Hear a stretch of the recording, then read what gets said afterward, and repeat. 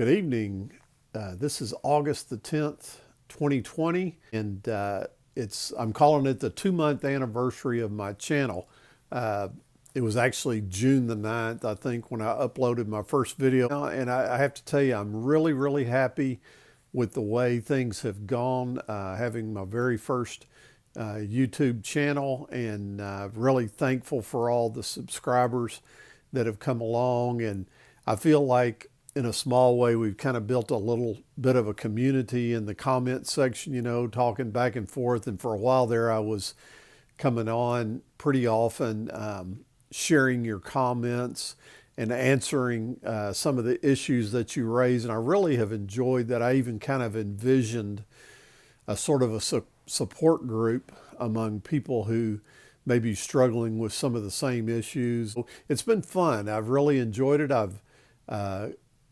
Your comments and your questions and stuff have made me really think about some things that I may not have thought about otherwise. And now I'm kind of looking at what the future of the channel is going to look like. And, my original goal was really with this channel was just to share my own story. And I feel like I've done that.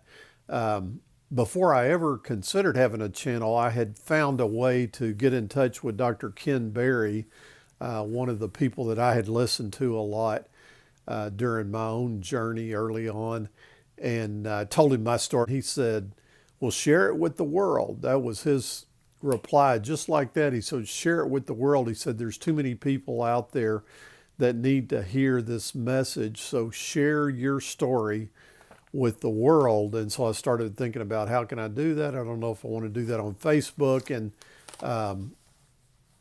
I thought, well, maybe I could start a YouTube channel of my own and kind of share my story and share some of the people that inspired me along the way and that I learned from and all. And anyway, I'm excited that it's the 2-month anniversary. I'm excited for the subscribers that have joined me, and excited for the future of the channel, hoping that more and more people will benefit and that they'll have hope. That's the main thing I want to provide people with, is hope that when you're diagnosed with diabetes, that it's not this downward spiral and that there's nothing you can do about it. Genetics dealt you a crummy hand, and this is just, you're stuck with it. It's not like that. Genetics do play a role, but you don't have to follow the same route that your relatives did. So anyway, in looking at the future of the channel going forward, I don't ever want to make this become real complicated. I see too much of that, especially in the keto world. And I love keto. Don't get me wrong. I love keto. Helped me a lot. I did intermittent fasting, but when I did eat, I followed a keto plan. But there are too many people that try to make keto very, very complicated. There's all these keto supplements and keto shakes and keto candy bars and keto fat bomb. There's so many keto products. Basically, there's too many people trying to make money off of keto. You'll never see that from me. I'll never sell you anything. It's not my intention to sell supplements or any kind of keto products. In fact, I want you to spend less money. I want to, I've made a video on that, on how to do it for less money. But my point is, with the future of the channel, I don't want to keep adding more and more content and muddy the waters by making things too complicated. As important topics come up, and a lot of times I'll decide from the questions that you ask in the comments section that, oh yeah, I haven't really made that all that clear yet, so let me do a video that clarifies that issue, and hopefully that makes it less complicated rather than more. And the problem with making it complicated is you won't keep doing it for the rest of your life. And we need to come up with a plan that we can do for the rest of our life as diabetics. We need to keep it simple and do it for the rest of our lives. And that's my goal. In terms of the future of the channel, when I first started, I wanted to include other aspects of my life other than just counting carbs and fasting and uh, pricking my finger and looking at blood glucose and those sorts of things. I wanted to include things that I do for the sanity of my mind and to relieve pressure. If you're under a lot of stress, that can raise the cortisol levels and that can increase your blood sugar actually. So I think things that we can do to relax are really important.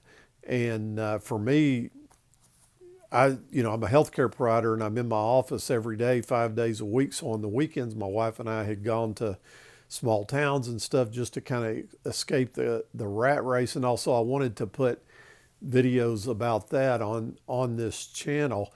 It seems to be confusing people. And in terms of the future of the channel, this is a question I'd like to ask to all of you who are my early faithful subscribers and viewers. Should I include other things about my life and my lifestyle? Should I include that in this channel, or should I start a separate channel and put travel and retirement planning, that sort of thing on a separate channel? I'm okay with that. I'm perfectly okay with that. And if I ever do that, I'll let all of you on this channel know that I now have a second channel. Again, my idea early on was to include it all on the same channel because to me, it's all part of my life and my health and my future. And, my motto is always live healthy and finish strong. And part of finishing strong for me is retirement planning and looking to the future and all that. But, for average people that are out there searching for answers about diabetes, I don't know if stumbling into my channel and then finding a bunch of little travel videos, they may say, what in the world is this? And, and leave. So I really don't know. I wanted to do my life on video, and a huge part of my life for the past 19 or now close to 20 months has been getting healthy and getting my blood sugar under control and having so much more energy and enjoying life and being excited about my future and everything. That's been a big part of my story. So to me, early on, it seemed like, this can all be part of the same channel. But let me know and be brutally honest, if you think it would be better to have two separate channels and include the travel and retirement planning and all that on a different channel. I'm fine with that. It doesn't matter to me whether these concepts are on two separate channels or all on the same channel. It really makes no difference to me either way. So I would appreciate your feedback. And anyway, I want to recognize a new subscriber that goes by the screen name of Holy Cow. This is a new subscriber that's raised a lot of really good, interesting points, and he wanted. I've been thinking of it as a he, but Holy Cow could be male or female. I have no idea, but without knowing, I'm going to say he. And anyway, Holy Cow asked about my A1C of a 9.9, and was kind of puzzled. I think how did you get to a 9.9 so quickly? I don't think I got to a 9.9 quickly. I think it had been developing for a long time. But oddly enough, up until I was 62 years old, I had never had an A1C test run when I would go in for a physical exam. It was always just a fasting blood sugar. And my fasting blood sugar was roughly in the 100, high 90s, low 100 range. And my doctor was never concerned about it. And, if he wasn't concerned, I wasn't concerned. I think I knew I had a family history of diabetes, but I think to some degree I was dealing with denial and thinking, well, it may have happened to, a big number of my relatives, but it won't happen to me kind of thing. So, if my doctor was okay with my fasting blood sugar, then I was okay with it. And I wasn't testing my blood sugar all the time. At that time, I wasn't hardly testing it at all. And because I hadn't been diagnosed as a diabetic yet. So when I got that 9.9 A1C, that was the first A1C I had ever run.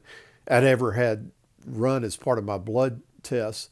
And I know that didn't happen overnight. I would obviously, even when I was getting these normal fasting blood sugars, I was spiking quite a bit after meals and stuff. So that didn't happen overnight. And holy cow, raised that issue. And you're very intuitive and very correct on that. Somebody else had raised that issue before, and very intuitive. The I didn't get to a 9.9 overnight. Um, Holy Cow also said that a lot of medical doctors are trained only to RX medication, to prescribe medications, and that they're very beholden to big pharma. There's no doubt big pharma is extremely powerful, but I would like to think that most people get into healthcare with the correct intentions, with the best of intentions of really wanting to help people. I'm sure there's a few that get into it thinking, oh, I can make a lot of money as a doctor and be a member of the country club and all that kind of stuff. But I'd like to think that even those who realize it's a good money making career also really, really want to help people. But the process of medical school and internship and residency and all the board exams that you have to take along the way, it's all designed to regiment you into single file. It's not, you're not encouraged to think outside the box. If you're going to pass the board exams, you have to do things by the book. You have to answer the questions by the book and do things the way it's always been done and the way, the people with the long white coats say it should be done. And so you're not encouraged to think outside the box. And Big Pharma is definitely very powerful. And if you look at the money that's made off of one diabetic medication, that being insulin alone, I mean, it's billions of dollars that are made off of that. And if people like us come along and spread the word that you can do it without medication, you can control your diabetes without medication, Big Pharma's not happy about that. And so anyway, I don't think doctors enter the profession intentionally wanting to do harm. In fact, I'm quite sure that most want to do good things for their patients, but they get caught up in the whole. Another thing that doctors face is once they're out in practice, they get audited all the time by Medicare and Medicaid. They audit their medical records and all the other insurers too, not just Medicare and Medicaid. They're just federal government type, or Medicare's federal government, Medicaid's state government. But they get audited, and if they're doing things outside the norm, they can get in big trouble for that. So you're definitely not encouraged to think outside the box. So keep that in mind. Your doctors are under a lot of pressure, and they don't have hardly any training to speak of at all in nutrition and natural healing. So keep all that in mind. And so I'm going to wrap it up for tonight. But before I do, I really would appreciate your feedback on whether I should create two separate channels or just try to put everything that I want to say and do into this one channel. And I'm happy to do it either way. I want to say some other things, about travel and retirement and everything, but I can do it in a separate channel. Either way is fine. So live healthy, finish strong. Thank you very much.